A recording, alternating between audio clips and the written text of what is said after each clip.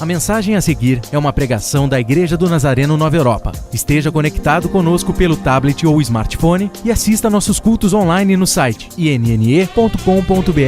Ouça Nasa Rádio pelo site nasaradio.com.br e acompanhe nossas redes sociais facebook.com/INN Europa e twitter.com/INN Europa. Igreja do Nazareno Nova Europa, mudando a história de sua vida.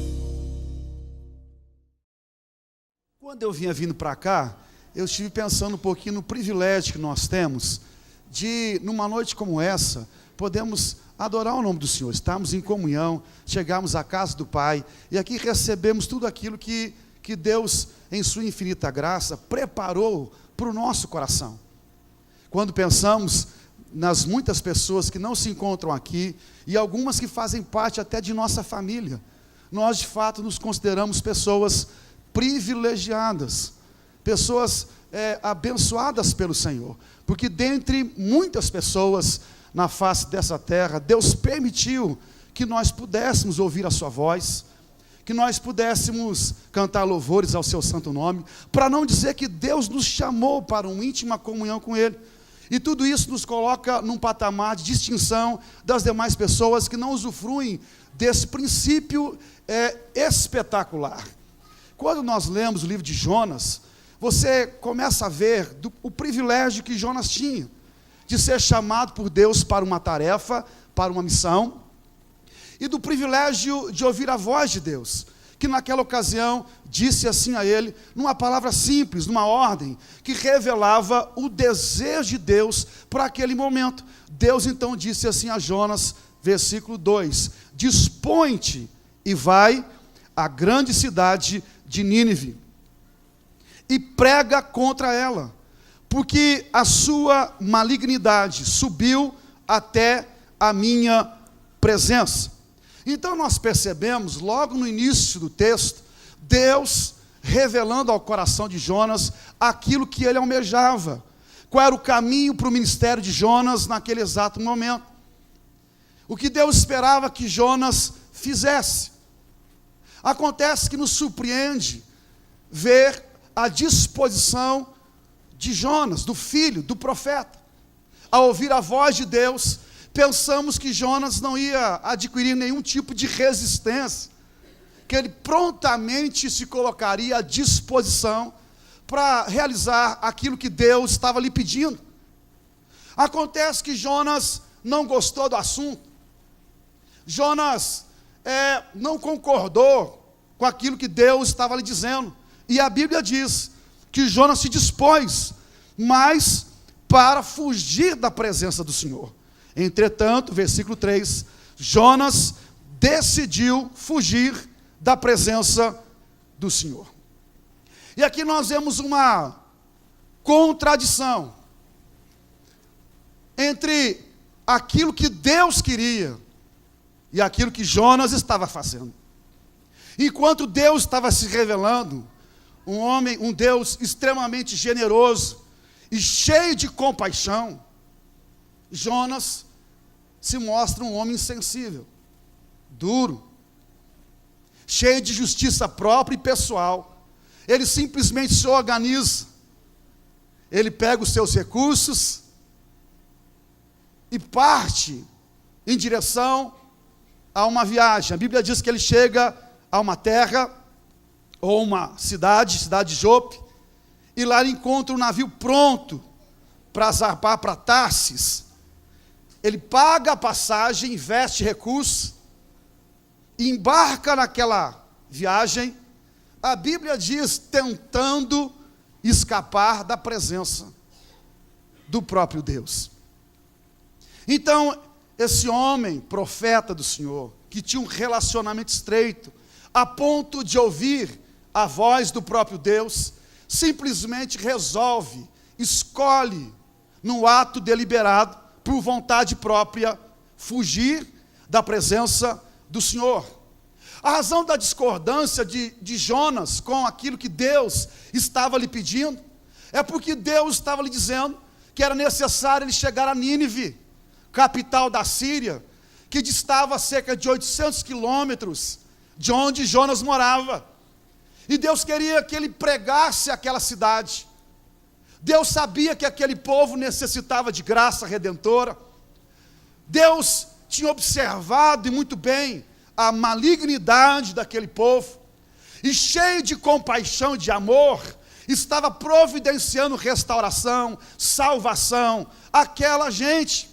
Acontece que esse povo que Deus queria salvar, eles eram inimigos de Israel. Gente que havia prejudicado a família de Jonas. Gente que havia falado mal e amaldiçoado o seu povo. Gente que havia defraudado o povo de Israel. E não passava pela cabeça de Jonas o fato de que Deus agora queria colocar em justa posição aquele povo que havia prejudicado tanto os seus. Que Deus queria oferecer aliança, graça, restauração a gente que havia lhe machucado, a gente que lhe havia prejudicado profundamente. Como se Jonas estivesse dizendo: tudo menos isso. Tudo. O céu, ele é feito para um certo tipo de pessoa, menos os meus inimigos. Então Jonas, por conta da justiça própria e pessoal, não aceitam o fato de Deus querer alcançar os seus próprios inimigos.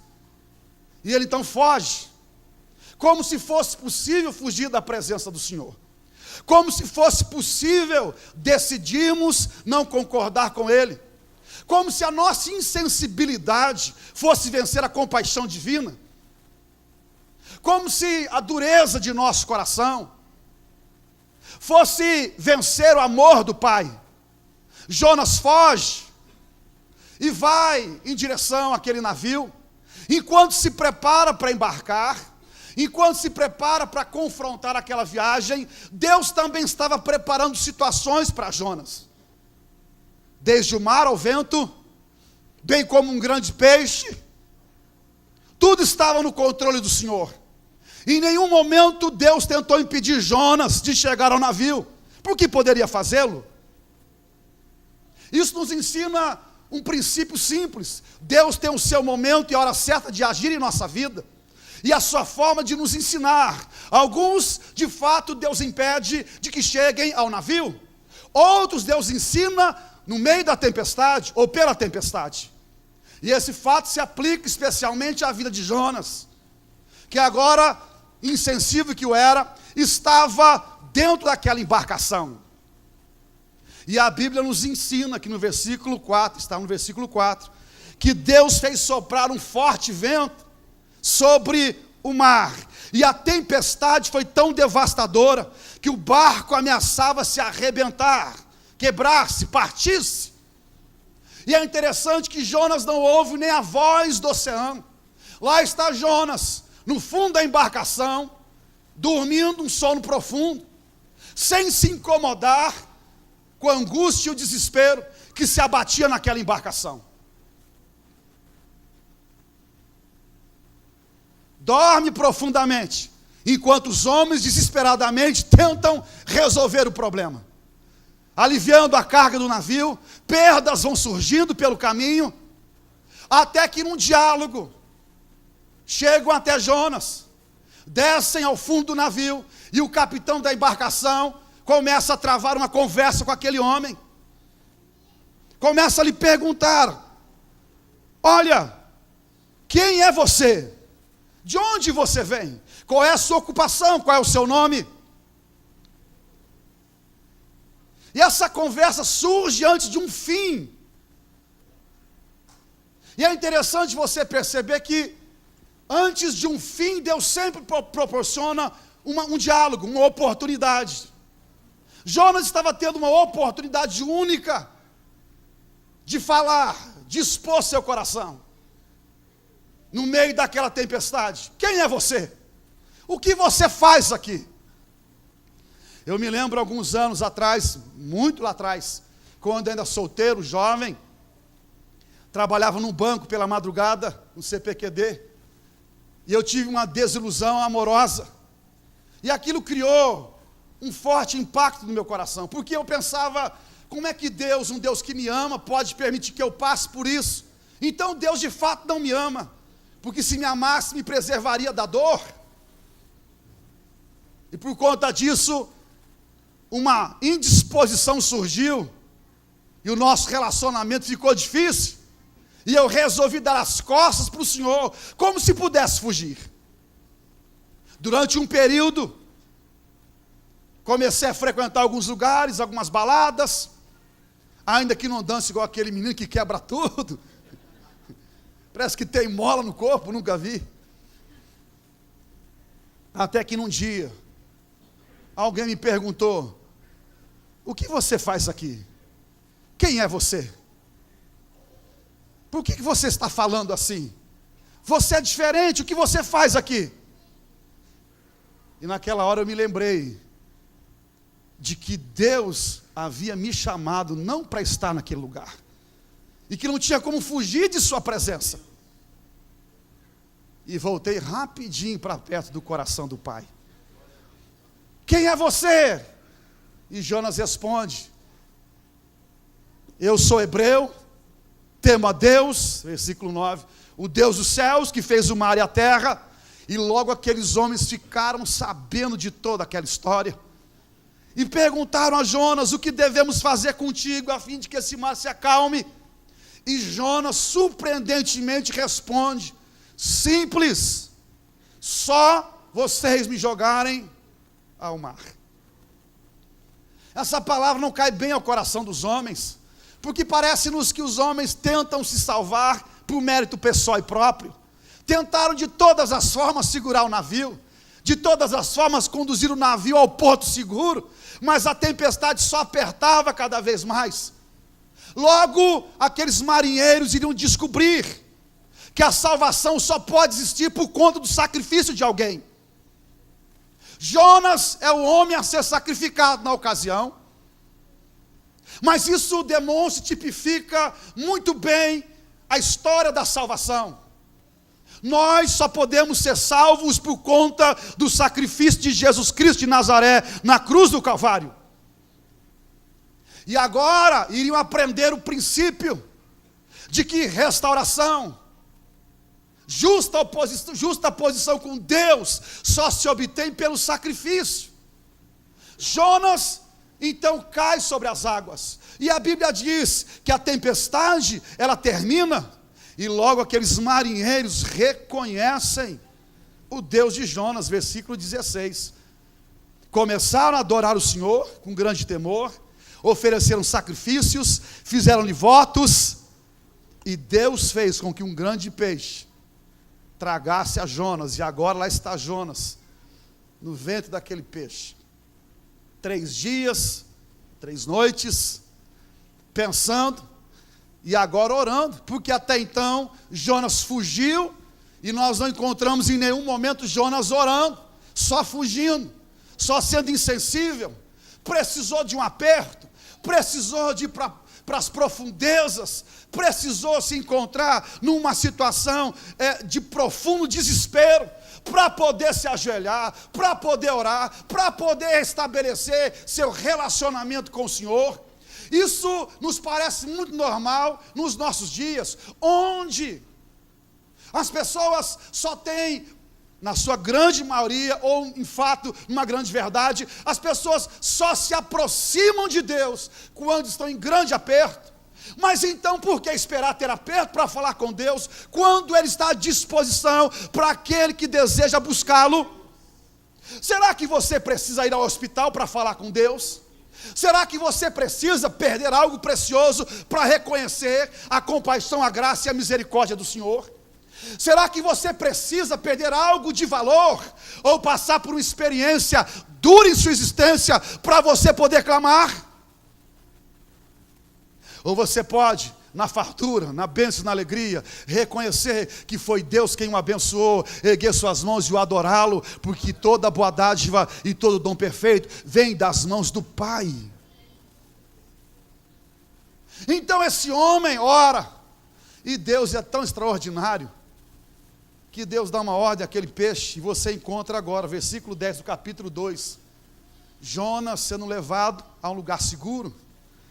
O peixe vomita Jonas na praia. E agora lá se encontra Jonas.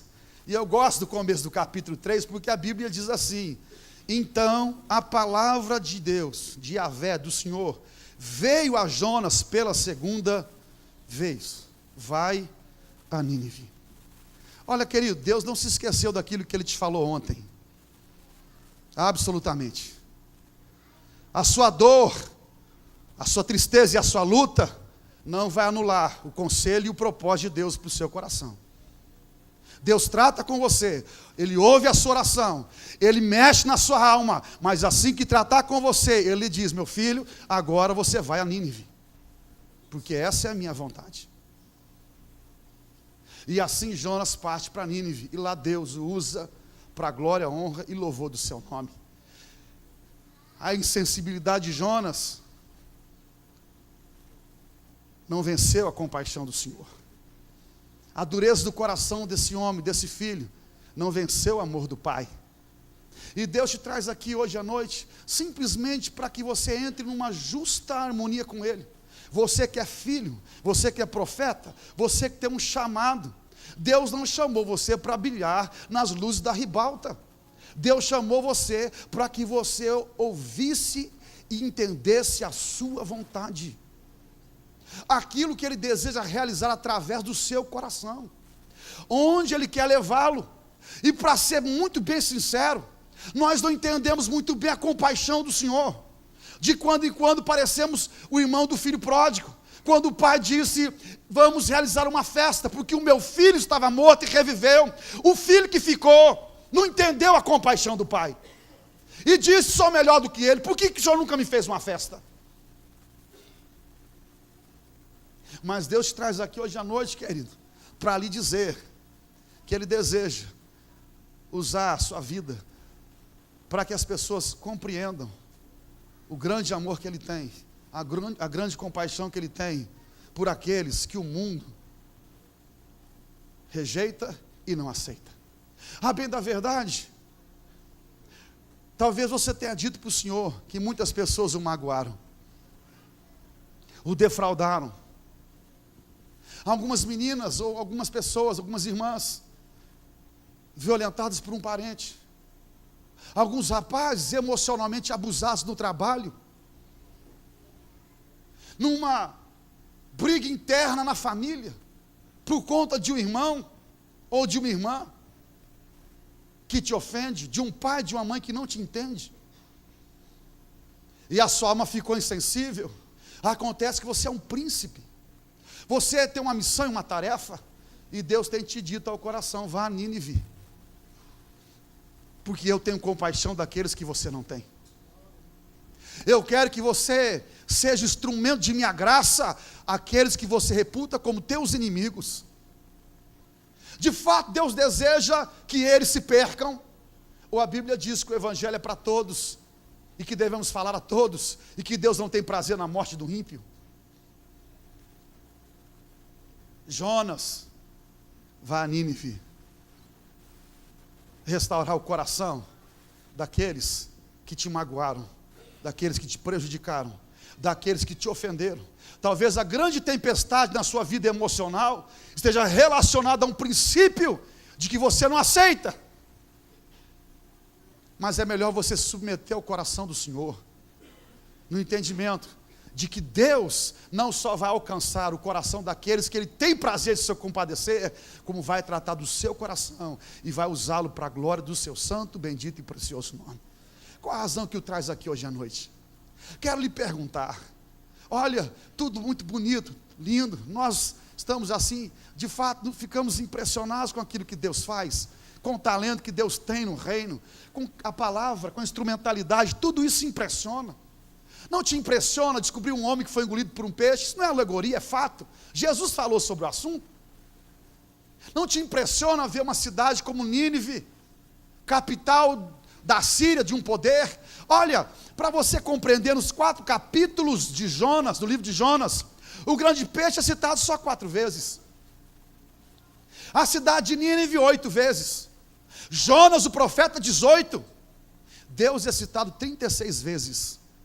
Isso nos mostra de uma forma simples que sem Deus a nossa vida não tem sentido, E quando ele sai da história, tudo fica vazio, monótono e sem graça. Chegamos aqui hoje à noite, porque Deus está aqui hoje à noite.